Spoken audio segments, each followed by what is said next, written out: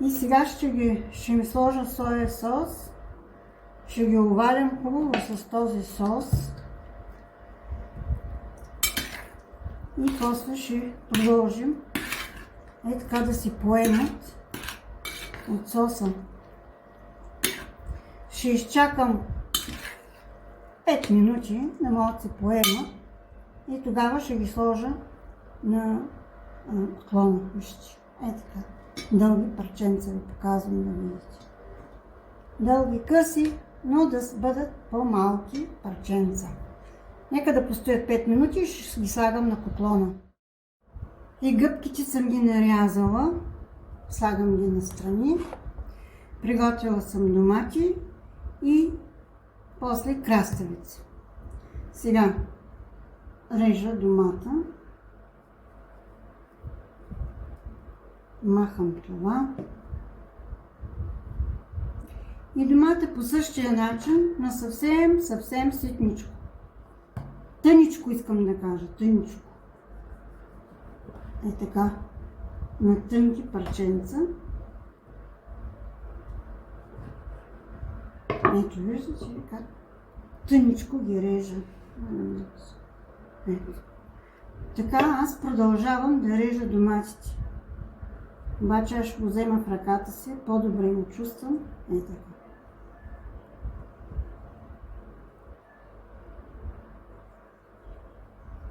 Така, аз продължавам, няма нужда да ви показвам как се реже домат. Доматите са готови. Сега започвам да беля краставицата. Така, краставицата ще я обеля и ще видите как ще я нарежа и нея. Ето така, тук при доматите започвам пак на тъничко, много тъничко пак. Ето така, тъничко. Започвам да режа краставичките тъничко. Домашна краставица, как на хубаво замириса. Косотийка. Ето. Така аз продължавам да режа краставицата. Краставичките нарязани, доматите, гъбите. Ето и майонезата днеска, която я правих. Тоест, да, преди малко. Не преди малко. Може би има 1 час, преди 1 час. Ето. С нея също ще я използвам, аз за това я направих, майонезата. Така.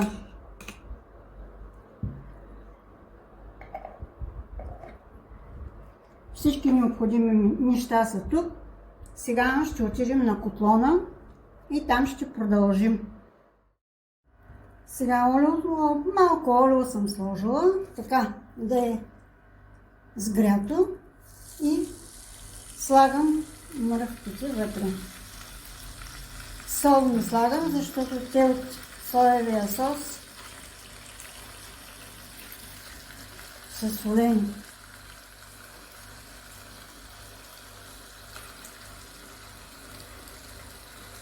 Така. Не нареждам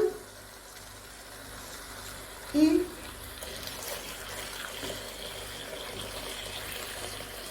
започвам да ги пържа. Трябва да се опържат хубаво.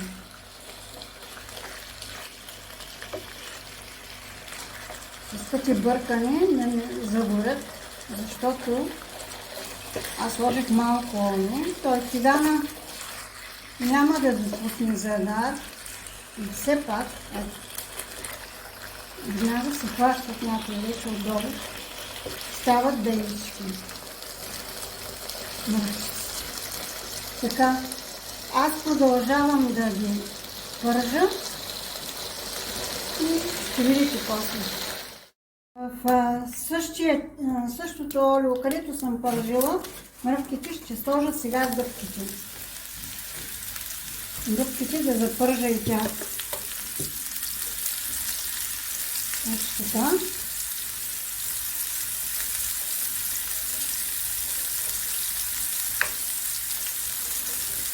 Ще ги запържа И ще продължим. Сега ще ви оставя, приятели. Аз ще се пържа гъбите сама. Когато ги опържа, после ще продължим заедно. Сега и гъбките са готови. Ще ги сложа тук в тази панирка, ще ги изкарам.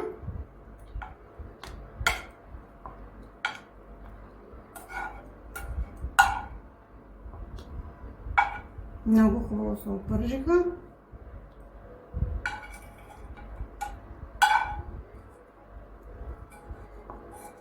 Ето. Ето, приятели. Но сега, като започна да слагам, ще видите. Сега режа от тук и започвам. Ще сложа от майонезата, ще намажа тук тази част с майонеза, домашна майонеза. Така. Показвам ви една и по-нататък сега ще взема от тези, от пилешкото, ще наредим тук така, другата част, малко гъбки, ще сложим, не малко, приятели, щом го правим в къщи, ще си го направим по-богато. Тук ще сложим краставички.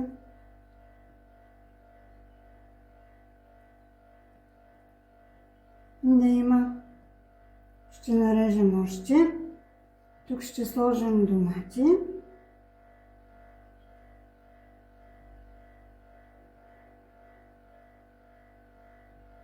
Краставичка трябва тук. Тук трябва. Сега това прегъвам тук. Така. После тук прегъвам. Така. После прегъвам тук. Така. Ето. И готово е. Остава вече да го сложим. После ще видите. Ето падна домата, зато трябва малко по-внимателно. Ето така. Аз продължавам. Имам още 3 да направя. Показах ви как ги правя. Сега, ето, това е готово, нарязано. Режа го, както ви казах, тук, през средата. Тук ще намажем с майонеза, домашна майонеза. Ще направя и тази пред вас. После ще започна да режа още краставички. Така.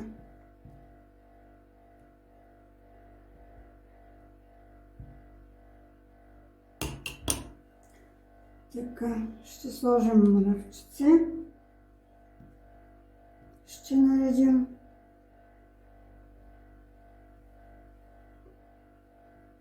Така, гъбки.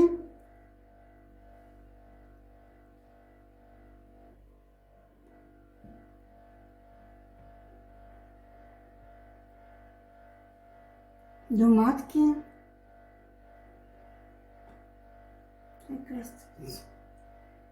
Доматки.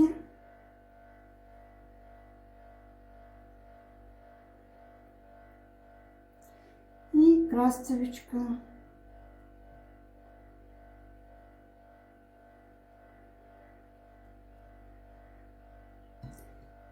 Ето така.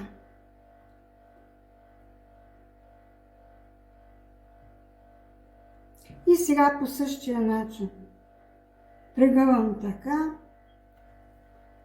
после прегъвам тук, внимателно, ето, и после идвам тук, Хоп. И ето.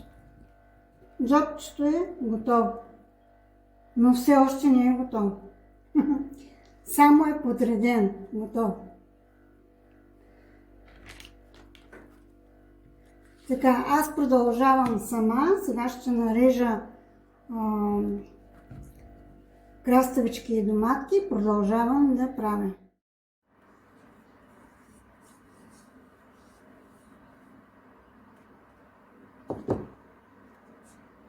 Трябва да е хубаво нагрято. Ох! И слагаме.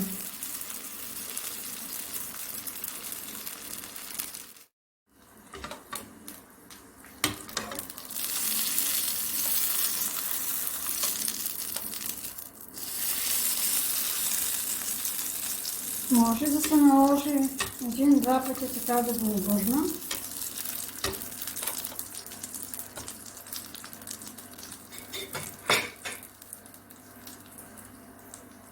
Но винаги първо се слага с отвора надолу.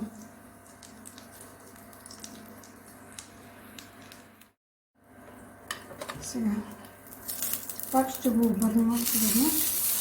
Вижте как хубаво стана. Виждате? Как хубаво се припече.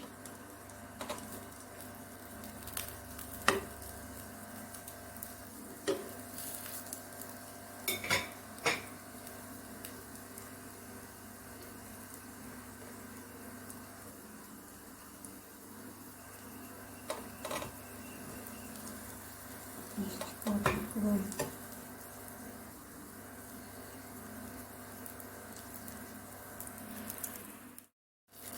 И я вади, приятели. Ето. И така продължавам. Ето да ви покажа още една. Готова.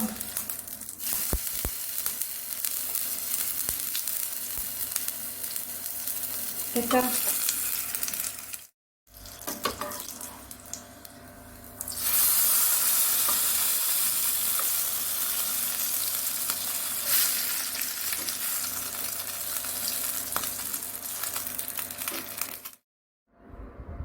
И сега, ето, вижте как станаха хубави препекани. Тази е малко повече препекана, но нищо няма. Ето тази, тук и тук. Стават по-тъмни, защото това е като хляба, пшеничен.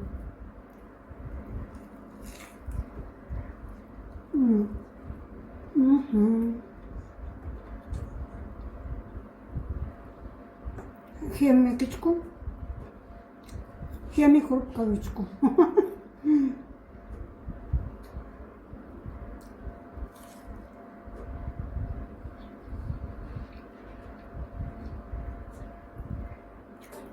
Много е вкусно, приятели.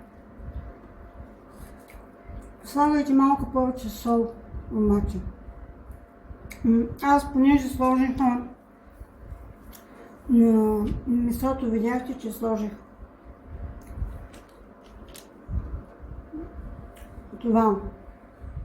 Това е сос и после ме достраша да сложа повече сол.